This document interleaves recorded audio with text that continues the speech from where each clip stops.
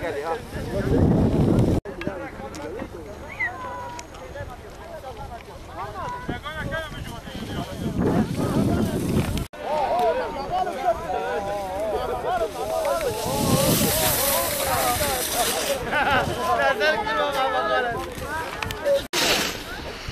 Ne yapıyorsun?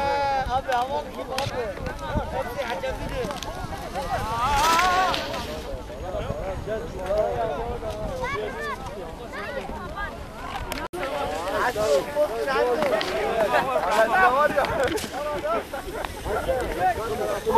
Öbürünü böyle ödür. Gidiyor.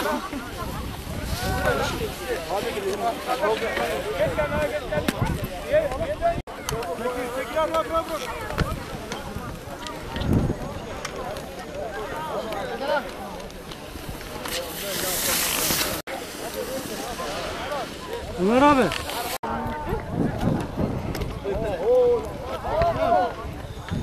Ramaz Ali.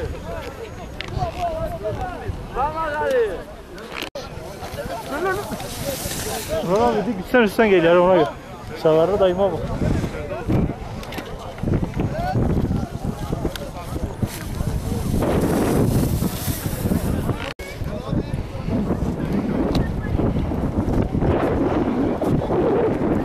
İsmim Murat, soy ismim Kirgiş. Kaynak köyünden geliyor.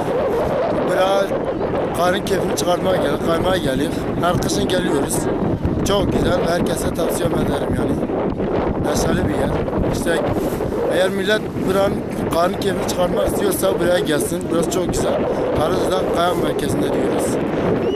Ne kadar süreyle burada kayak yapılabiliyor kış aylarında? Kış aylarından yaklaşık 2 ay falan sürer.